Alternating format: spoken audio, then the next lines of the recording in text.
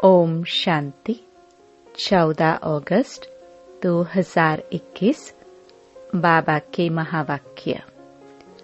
मीठे बच्चे, तुम ड्रामा के गुप्त राज को जानते हो कि यह संगम युग ही चढ़ती कला का युग है। सतयुग से लेकर कलाएं कम होती जाती हैं। प्रश्न, सबसे उत्तम सेवा कौन सी है और वह सेवा कौन करता है?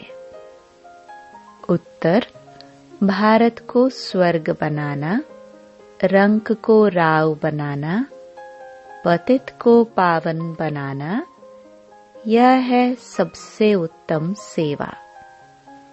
ऐसी सेवा एक बाप के सिवाय और कोई भी नहीं कर सकता। बाप ने ऐसी महान सेवा की है, तब तो बच्चे उनकी इज्जत करते हैं। सबसे पहले सोमनाथ का मंदिर बनाकर उनकी पूजा करते हैं। गीत। आखिर वह दिन आया आज। ओम शांति। मीठे मीठे रूहानी बच्चों ने यह गीत सुना। जैसे आत्मा गुप्त है और शरीर प्रत्यक्ष है। आत्मा इन आंखों से देखने में नहीं आती है, इनकॉग्निटो है जरूर, परंतु इस शरीर से ढकी हुई है। इसलिए कहा जाता है आत्मा गुप्त है। आत्मा खुद कहती है मैं निराकार हूँ, यहाँ साकार में आकर गुप्त बनी हूँ। आत्माओं की निराकारी दुनिया है। वहाँ तो गुप्त की बात नहीं, परमपिता परमात्मा भी वहाँ रहते हैं। उनको कहा जाता है सुप्रीम, ऊंच ते ऊंच आत्मा। परे ते परे रहने वाला है परमपिता परमात्मा। बाप कहते हैं जैसे तुम गुप्त हो, मुझे भी गुप्त आना पड़े। मैं गर्भ जेल में नहीं आता हूँ। मेरा नाम एक ही शिव चला आता है।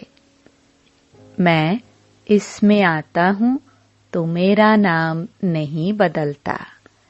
इनकी आत्मा का जो शरीर है उनका नाम बदलता है। मुझे तो शिव ही कहते हैं, सभी आत्माओं का बाप। तो तुम आत्माएं इस शरीर में गुप्त हो, इस शरीर द्वारा कर्म करती हो। मैं भी गुप्त हूँ। तुम बच्चों को यह ज्ञान अब मिल रहा है कि मैं आत्मा इस शरीर से ढकी हुई हूँ। आत्मा है इनकॉग्निटो, शरीर है कॉग्निटो। मैं भी अशरीरी हूँ। बाप इनकॉग्निटो इस शरीर द्वारा सुनाते हैं। तुम भी इनकॉग्निटो है, शरीर द्वारा सुनते हो। तुम जानते हो बाबा आया हुआ है। बाप आते हैं भारत को फिर से गरीब से साहूकार बनाने। तुम कहेंगे हमारा भारत गरीब है। सब जानते हैं, परंतु उनको कोई पता ही नहीं कि हमारा भारत साहूकार कब था, कैसे था। तुम बच्चों को बहुत नशा है। हमारा भारत तो बहुत साहूकार था, दुख की बात नहीं थी। सतयुग में दूसरा कोई धर्म नहीं था, एक ही देवी देवता धर्म था। यह किसको पता नहीं। यह जो वर्ल्ड की हिस्ट्री ज्योग्राफी है, यह कोई नहीं जानते हैं। अभी तुम अच्छी रीति समझते हो। हमारा भारत बहुत साहूकार था, अभी बहुत गरीब है। अब फिर बाप आए हैं साहूकार बनाने। भारत सतयुग में बहुत साहूकार था, जबकि देवी देवताओं का राज्य था। फिर राज्य कहाँ चला गया, यह कोई नहीं जानते हैं। ऋषि मुनि आदि भी कहते हम रचता और रचना को नहीं जानते हैं। बाप कहते हैं सतयुग में इन देवी देवताओं को रचता रचना का ज्ञान नहीं था। आदि मध्य अंत को नहीं जानते। अगर उन्हों को यह ज्ञान हो कि हम सीढ़ी उतरते रसातल में जाएंगे, तो बादशाही का सुख भी ना रहे, चिंता लग जाए। अभी तुमको चिंता लगी हुई है कि हम तमो प्रधान से सतो प्रधान कैसे बने। हम आत्माएं जो निराकारी दुनिया में रहती थी, वहां से फिर कैसे सुखधाम में आई, यह भी ज्ञान है। हम अभी चढ़ती कला में हैं। यह 84 जन्मों की सीढ़ी है। इसके बीच में क्या होता है, यह भी तुम जानते हो। सतयुग में सब तो नहीं आएंगे। ड्रामानुसार हर एक एक्टर नंबरवार अपने अपने समय पर आकर पाठ बजाएंगे। अभी तुम बच्चे जानते हो गरीब निवास किसको कहा जाता है, दुनिया नहीं जानती। गीत में भी सुना, आखिर वह दिन आया आज। यह सब है भक्ति। भगवान कब आकर हम भक्तों को इस भक्ति मार्ग से छुड़ाए सद्गति में ले जाते हैं, यह भी समझा है। राम राज्य रावण राज्य किस चीज का नाम है, यह भी कोई मनुष्य नहीं जानते। अभी तुम बच्चे समझते हो बाबा फिर से आ गया है इस शरीर में।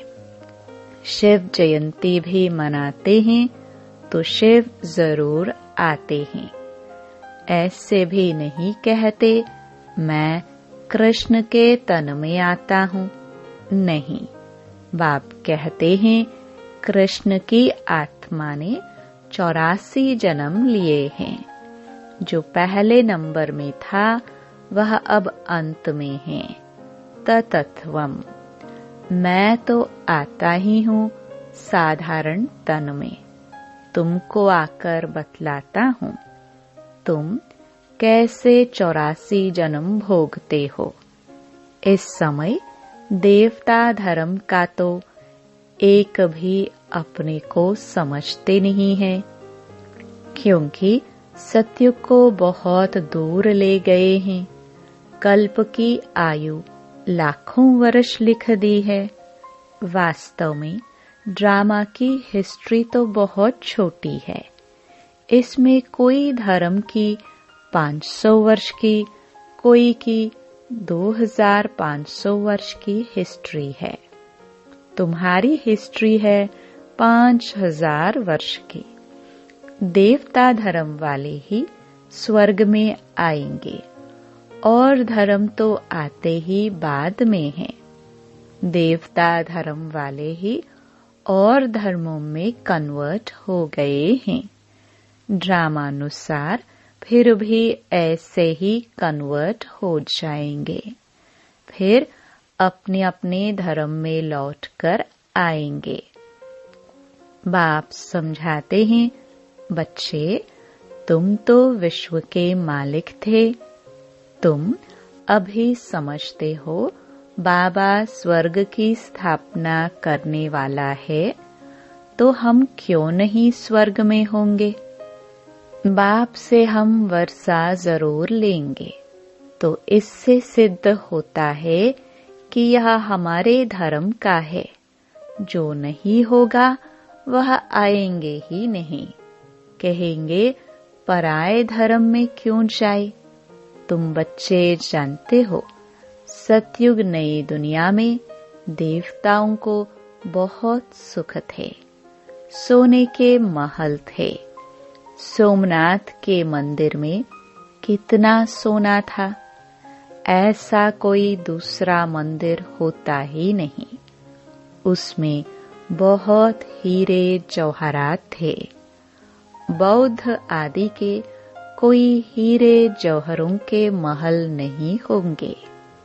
तुम बच्चों को जिस बाप ने इतना ऊंचा बनाया है, उनकी तुमने कितनी इज्जत रखी है। जो अच्छा कर्म करके जाते हैं, उनकी इज्जत रखी जाती है। अभी तुम जानते हो, सबसे अच्छे कर्म पतित पावन बाप ही करके जाते हैं। तुम्हारी आत्मा कहती है, सबसे उत्तम से उत्तम सेवा बेहद का बाप आकर करते हैं। हमको रंक से राव, बैगर से प्रिंस बना देते हैं। जो भारत को स्वर्ग बनाते हैं, उनकी भी इज्जत क्यों नहीं रखते? तुम जानते हो, ऊंच ते ऊंच मंदिर गाया हुआ है सोमनाथ का, जिसको लूट ले गए। लक्ष्मी नारायण के मंदिर को कभी कोई ने लूटा नहीं है, सोमनाथ के मंदिर को लूटा है। भक्ति मार्ग में यह बहुत धनवान होते हैं। राजाओं में भी नंबरवार होते हैं ना। जो ऊंच मर्तबे वाले होते हैं, उनके छोटे मर्तबे वाले इज्जत करते हैं। दरबार में भी नंबरवार बैठते हैं। बाबा तो अनुभवी है ना। यहाँ की दरबार है पतित राजाओं की। पावन राजाओं की दरबार कैसी होगी? जबकि उन्हों के पास इतना धन होगा, तो उन्हों का घर भी इतना ही अच्छा होगा। अभी तुम जानते हो, बाबा हमको पढ़ा रहे हैं, स्वर्ग की स्थापना करा रहे हैं। हम महाराजा महारानी स्वर्ग के बनते हैं, फिर हम गिरते हैं, फिर हम पहले पहले शिव बाबा के पुजारी बनेंगे। जिसने स्वर्ग का मालिक बनाया, उनकी हम पूजा करेंगे। वह हमको बहुत साहूकार बनाते हैं। अभी भारत कितना गरीब है, आगे इतना गरीब नहीं था। बहुत खुशी में रहते थे। जो जमीन 500 रुपए में ली थी, वह आज 5000 में भी नहीं मिलती है। वहां तो धरनी का मूल्य होता नहीं। जिसको जितना चाहिए ले लेवे। ढेर की ढेर जमीन पड़ी होगी। मीठी नदियों पर तुम्हारे महल होंगे ना। मनुष्य बहुत थोड़े होंगे। प्रकृति दासी होगी। फल फूल बहुत अच्छे मिलते रहते हैं। अभी तुम कितनी मेहनत करते हो, लेकिन सूखा पड़ जाता है तो अन्न नहीं मिलता है। तो गीत सुनने से तुम्हारे रोमांच खड़े हो जाने चाहिए। बाप को गरीब निवास कहते हो। अब अर्थ समझाना। किसको साहूकार बनाते हैं? जरूर यहाँ जो आएंगे उनको साहूकार बनाएंगे ना। तुम बच्चे जानते हो, हमको पावन से पतित बनने में 5000 वर्ष लगे हैं। अभी फिर फट से बाबा पतित से पावन बनाते हैं, ऊंच ते ऊंच बनाते हैं। 1 सेकंड में जीवन मुक्ति मिल जाती है। कहते हैं बाबा हम आपके हैं। बाप कहते हैं बच्चे तुम विश्व के मालिक हो। बच्चा पैदा हुआ और वारिस बना। कितनी खुशी होती है, लेकिन बच्ची को देख चेहरा ही उतर जाता है। यहाँ तो सभी आत्माएं बच्चे हैं। हम स्वर्ग के मालिक बन गए। अभी पता पड़ा है कि हम 5000 वर्ष पहले स्वर्ग के मालिक थे। बाबा ने ऐसा बनाया था। शिव जयंती भी मनाते हैं, परंतु यह नहीं जानते कि वह कब आया था।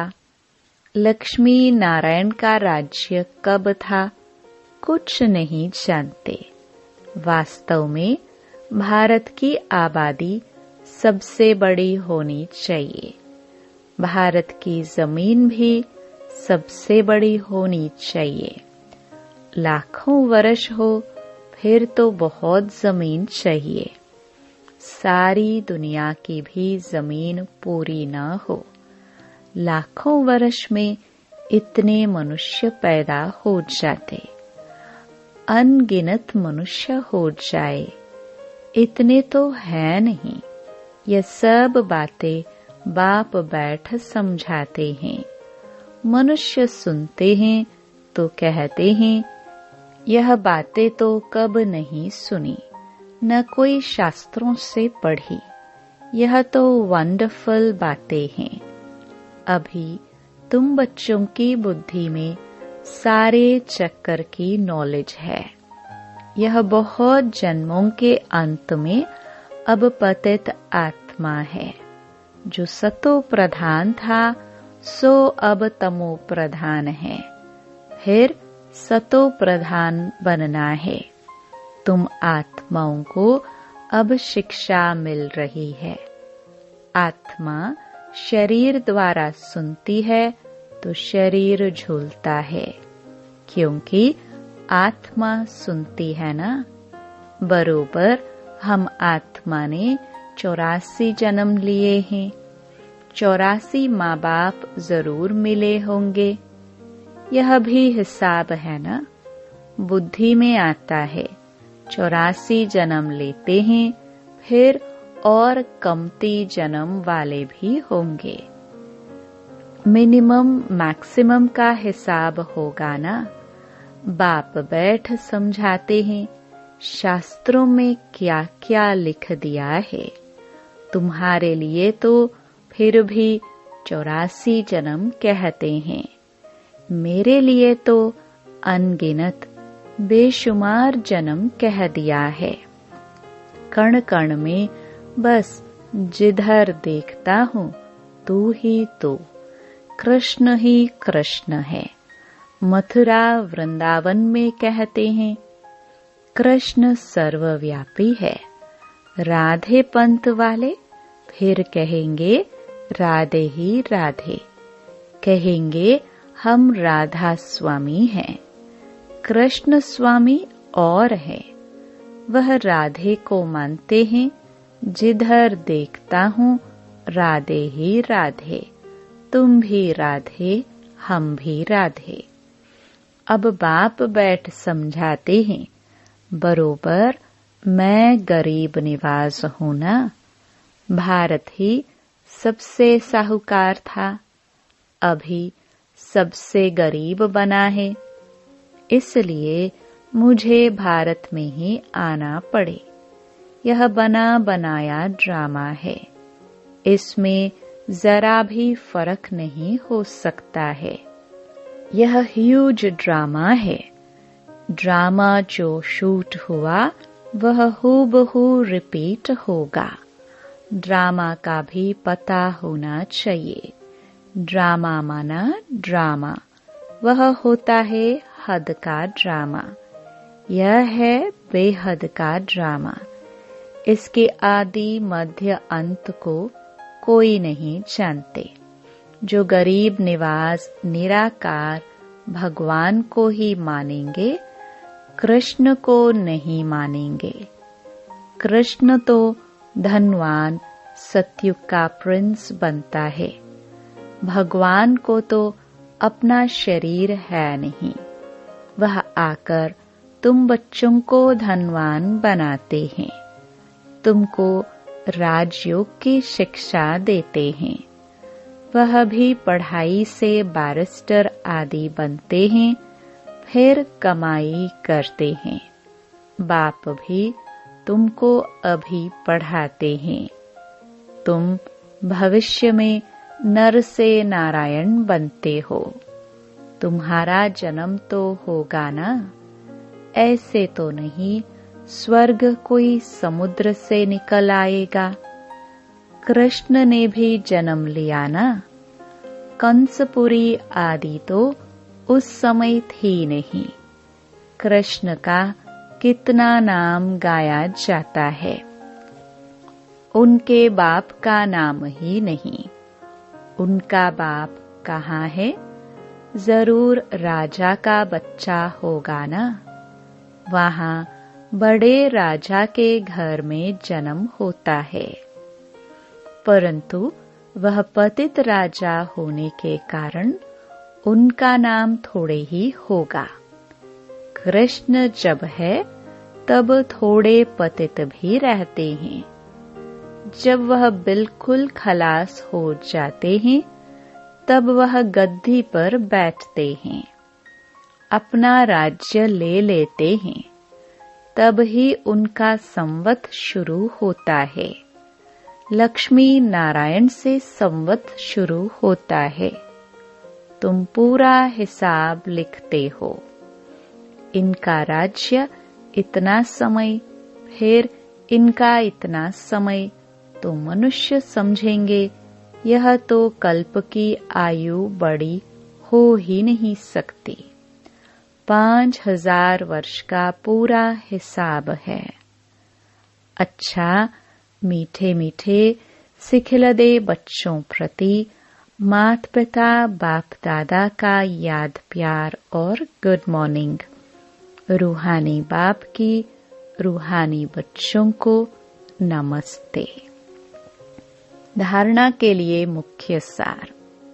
पहला, रचयिता और रचना का ज्ञान बुद्धि में रख सतो प्रधान बनने का पुरुषार्थ करना है। बस एक ही चिंता रखनी है कि हमें सतो प्रधान जरूर बनना है। दूसरा, इस बेहद के ड्रामा को बुद्धि में रख अपार खुशी में रहना है। बाप समान इज्जत पाने के लिए पतितों को पावन बनाने की सेवा करनी है। वरदान, एवर रेडी बन हर परिस्थिति रूपी पेपर में फुल पास होने वाले एवर हैप्पी भव। जो एवर रेडी हैं, उन्हों का प्रैक्टिकल स्वरूप एवर हैप्पी होगा।